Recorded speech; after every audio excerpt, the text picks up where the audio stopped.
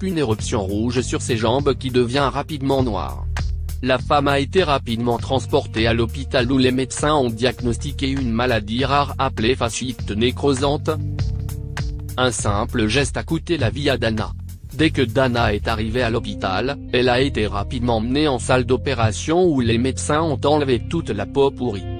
Mais la jeune femme a développé un sepsis, un syndrome d'infection générale et grave de l'organisme par des agents pathogènes. La propagation de celle-ci se fait par voie sanguine et un ensemble de signes cliniques en découle, et a été placée dans le coma.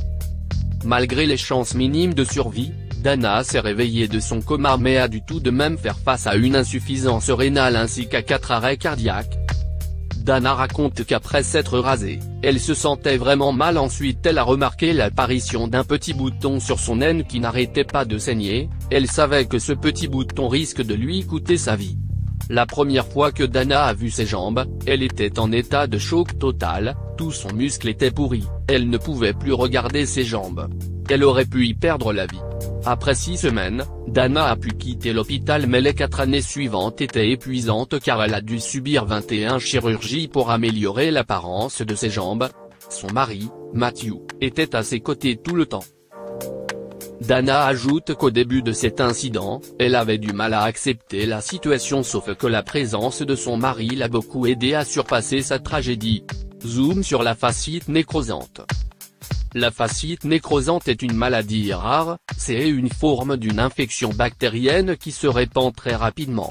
La bactérie atteint les tissus sous-cutanés et se propage le long des tissus qui recouvrent les muscles. Ces bactéries sont également appelées bactéries mangeuses de dsers, mais cette appellation est fausse car les bactéries ne se nourrissent pas de la dsers mais libèrent plutôt des toxines qui détruisent les tissus mous comme la peau et la graisse sous-jacente. La fasciite nécrosante est une urgence médicale dont l'évolution rapide est parfois fatale. Le taux de mortalité peut atteindre les 30%. Les premiers signes de la fasciite nécrosante sont souvent la fièvre, les frissons, rougeur et douleur au niveau de la blessure et puis une inflammation de la peau qui peut devenir noire. Tous ces symptômes peuvent survenir subitement entre 12 et 48 h. Les causes de la fasciite nécrosante. La fasciite nécrosante commence généralement par une coupure ou une déchirure de la peau qui permet aux bactéries de pénétrer. Les bactéries peuvent infecter les brûlures et les hématomes ainsi que les coupures et les égratignures. D'autres traumatismes peuvent entraîner une infection, notamment une intervention chirurgicale, les morsures par des animaux ou encore les traitements dentaires. Il est important de noter que cette maladie peut apparaître même si la peau n'a pas été endommagée et ce chez les personnes dont le système immunitaire est compromis. Traitement et prévention de la fasciite nécrosante. Dès que les symptômes cités ci-dessus apparaissent, une hospitalisation devient imminente.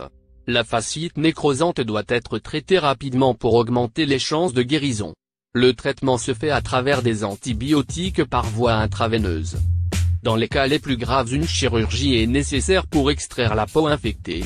Une amputation est également l'une des solutions pour éviter la propagation de la maladie dans le reste du corps. Il existe quelques gestes simples pour prévenir cette maladie, qui sont souvent des règles d'hygiène. Toujours bien nettoyer et désinfecter les plaies, même les plus petites. Éviter de se baigner lorsque la peau est endommagée. Opter pour des vêtements à manches longues et un pantalon pour faire du sport en plein air afin d'éviter les égratignures.